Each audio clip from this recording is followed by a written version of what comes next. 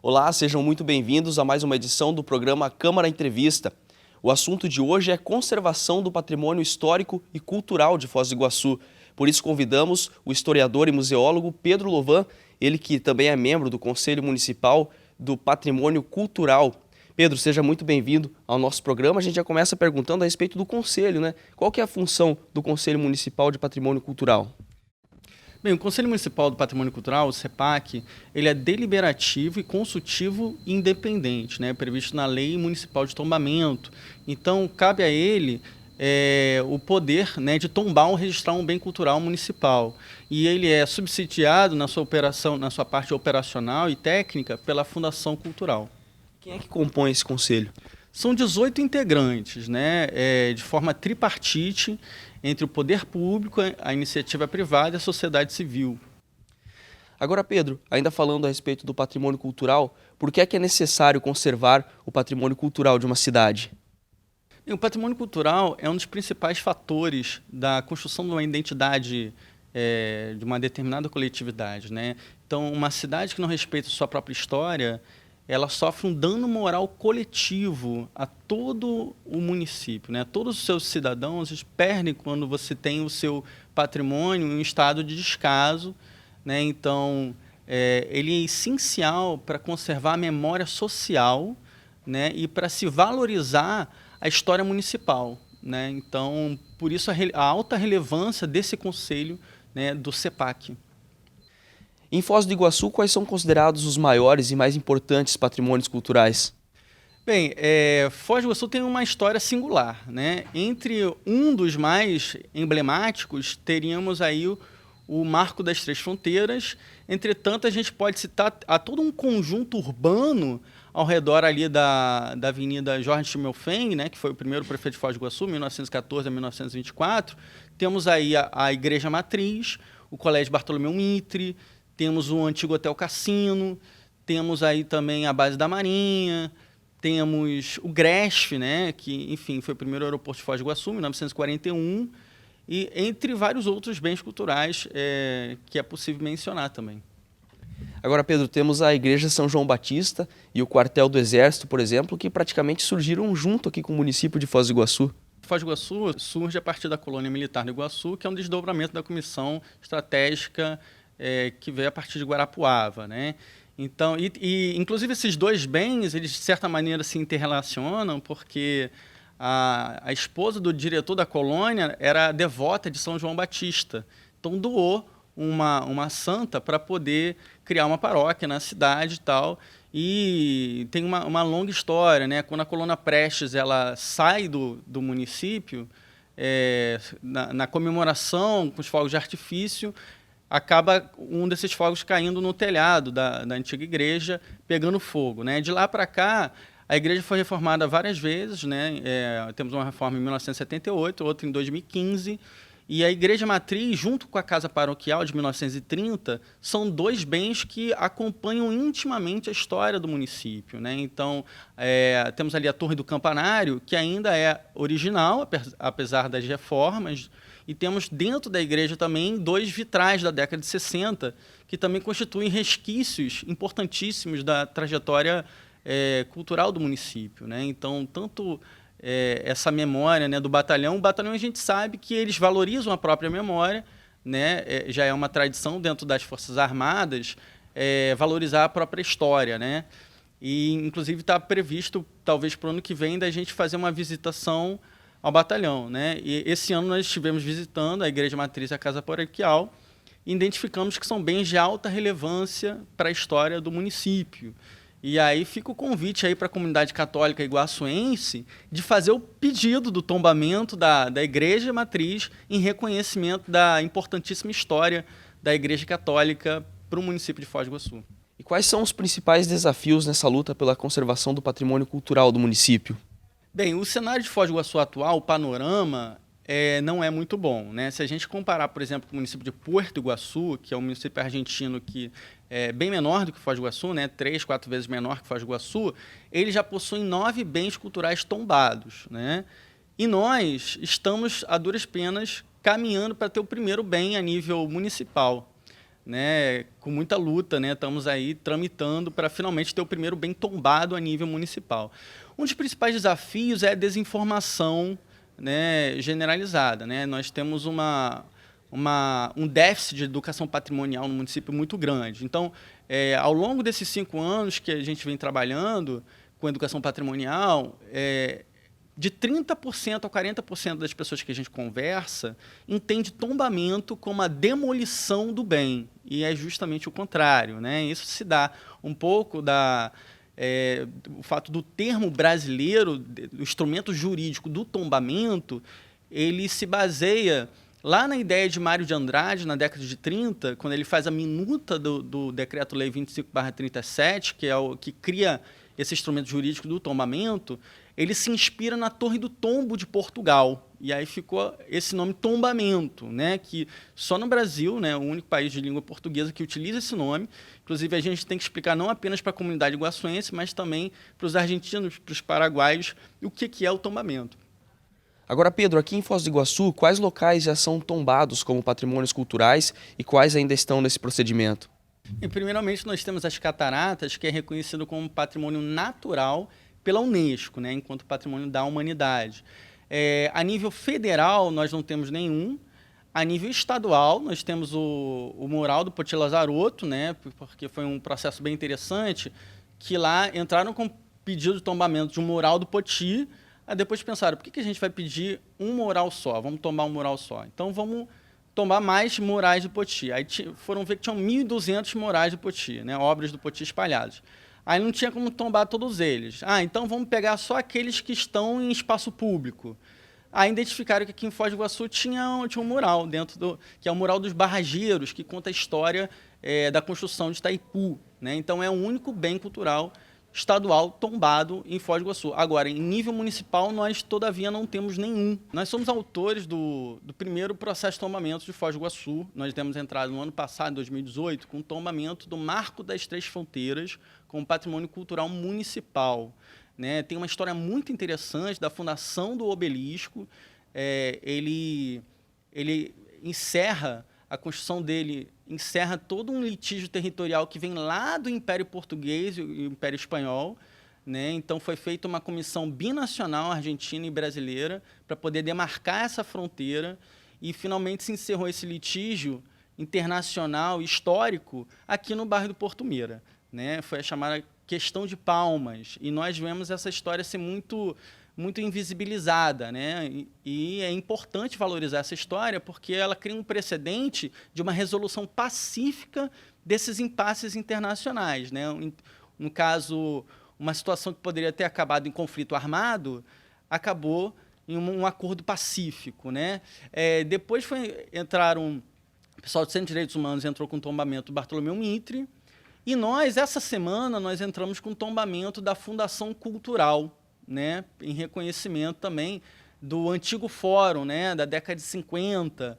Até hoje, quando você entra, você consegue ainda perceber a estrutura do prédio adaptada para a atividade judiciária, né? Então, eu convido ao nosso telespectador, a próxima vez que retornar lá ao auditório da Fundação Cultural, perceber que, na verdade, se trata de um tribunal, né? Tem 2 portas de uma lateral, 2 portas na outra, né? Uma da onde saiu o júri, outra vinha o promotor, uma delas tinha uma suíte lá também, vinha o juiz, e a quarta porta vinha o prisioneiro, né? Porque que vinha a partir de uma escada, e fazendo uma visita técnica ao porão da Fundação Cultural, a gente identificou que lá tem celas, né?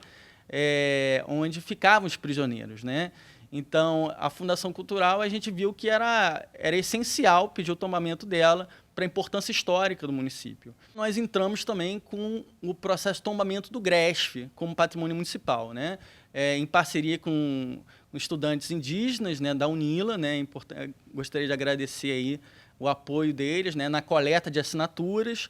É importante deixar claro que não é necessário fazer um abaixo-assinado para entrar com pedido. Porém, nós promovemos uma campanha de abaixo-assinados na Feira do Livro, né? Porque a gente gosta, porque a gente vê que é necessário conversar com a população, explicar a história dos bens culturais, né? No caso do GRESF, tem uma história interessantíssima. Naquela época, levava de 4 a 8 dias até Curitiba. Tem os discursos, os relatos da Otília Schimmelfennig, né, que é filha do primeiro prefeito de Foz do Iguaçu, que ela fala da emoção que foi quando o primeiro avião pousou em Foz do Iguaçu, que foi em 1935. Na época, o terminal de passageiros ainda não tinha sido construído, era só um campo de aviação, que foi uma emoção que ela disse que era comparável ao que aconteceu décadas depois, que é quando um homem pousou na Lua. Né? Até porque muitos populares nunca tinham visto um avião na vida, então houve toda uma concentração, um festejo para você poder ver um avião pela primeira vez. Né? E o primeiro pouso é aqueles aviões de asa dupla, com 2 lugares descobertos atrás, né? Quando as pessoas, para andar de avião, tinham que colocar um enorme cachecol, um óculos, um capacete, né? Para poder pilotar o avião. Né? Então, tempos depois, em 1939, Getúlio Vargas cria o Parque Nacional do Iguaçu, começam a chegar várias celebridades, né? Entre elas o Walt Disney e tal, e presidentes e tal, e aí surgiu a necessidade de criar um terminal de passageiros. Né? Então, convido também o nosso telespectador, a próxima vez que, caso não saiba da história, né, a próxima vez que visitar o Gresf, vai poder notar que se trata de um terminal de passageiros de um aeroporto, né, conjugado a uma torre de controle. Né? Então, nós temos ali, pelo acesso interno, uma escada de madeira que vai dar até a antiga torre de controle, onde ficavam os controladores de voo, olhando a pista de pouso, que fica onde atualmente tem ali um campo de futebol e tal. Então, nós em reconhecimento dessa importantíssima história do aeroporto, nós decidimos entrar com tombamento também. Né? Depois ele é desativado na década de 70, e aí passa a vigorar um novo aeroporto, onde ele é atualmente, e aí esse aeroporto, o antigo terminal do Gresf, é entregue para o clube do Gresf, né? E tal. Pedro, quais são os critérios, então, para que um local seja reconhecido como patrimônio histórico e como é que é o procedimento para esse reconhecimento oficial? Essa pergunta é muito boa. Nós temos critérios que já são reconhecidos mundialmente, que são utilizados por toda parte, os critérios básicos como longevidade histórica, integralidade, autenticidade, singularidade. Entretanto, a Lei 4.470/16, que ela revoga a lei anterior de Foz do Iguaçu, que é 1500/90, ela traz o seu primeiro artigo 5 incisos tipificando o que se entende como patrimônio cultural. E é importante deixar claro que você tem o patrimônio natural, né, e o patrimônio cultural. Qual é a diferença? O patrimônio cultural tem a ver com a ação do homem no tempo, né, no território de Foz do Iguaçu. E aí, dentro do patrimônio cultural, nós temos ainda 2 divisões, que é o patrimônio material e o imaterial, né, que tem a ver com as expressões, com as feiras, a dança, a música, as manifestações populares e tal. E daí, qual o procedimento? É muito importante, Wallace, comunicar para o município que qualquer pessoa, sozinha ou em grupo, pode pedir o tombamento de qualquer bem no município, seja ele público ou privado. Né? Por que é importante que uma pessoa possa ter esse direito? Muitas vezes, o dono de um bem privado não tem interesse em pedir o tombamento. Né? Entretanto, aquele bem, muitas vezes, tem 300 anos de idade e passam vários proprietários na história daquele bem. E aquele bem, ele constitui um fator único para a construção da identidade municipal. Né? Então, é importante focar nisso. Qualquer cidadão pode pedir o tombamento de qualquer bem. Né? Então, gostaria aí de convidar os alunos do Colégio Agrícola, por exemplo, né, a entrarem com pedido de tombamento. Né? É super simples, fica ali em frente à Igreja Matriz, tem o protocolo da Prefeitura. Vocês podem fazer um abaixo-assinado na escola de vocês, fazer um pequeno estudo, se quiser, né, e protocolar um tombamento do próprio colégio. Né? Convocar também a comunidade católica da Igreja Matriz a pedir o tombamento. Né? E dessa forma, e capilarizando essa valorização do patrimônio cultural municipal, né? Porque não é responsabilidade apenas do poder público. E a partir do reconhecimento, o que acontece? Quem é que se torna responsável pela conservação? O proprietário legal, ele tem a obrigação de conservar. Né? Então, se ele precisar fazer alguma alteração, ele deve encaminhar esse projeto de alteração para o poder público, que vai analisar e vai conceder, né? Enfim, para que seja feita, vai orientar para que seja feita da forma correta. E cabe ao município essa fiscalização, né? É importante deixar claro que não significa cristalizar o bem. Nós temos, por exemplo, em Curitiba, do Shopping Estação, né? Que o dono comprou um bem tombado, sem saber que era tombado, e quando ele foi derrubar para poder fazer um shopping, ele descobriu que era tombado e não poderia ser derrubado, né? Então, ele submeteu um projeto para o poder público e falou, olha, vou construir um shopping, vamos conciliar os interesses? Vamos. Né? Então, hoje temos aí uma grande atração no shopping, né? Que além de ser um shopping, é também um lugar, tem um museu ferroviário e tal, e o empresário, no discurso de posse, declarou sua satisfação, porque ele ganhou muita repercussão midiática pelo fato do prédio ser tombado e ter sido possível conciliar as alterações com a conservação da memória municipal. Já que a gente está falando de conservação, ela não é somente necessária nos patrimônios históricos, culturais, mas como em todo patrimônio de uso público, né? Como é que a população pode ajudar nessa conservação de locais como praças, academias a céu aberto e afins?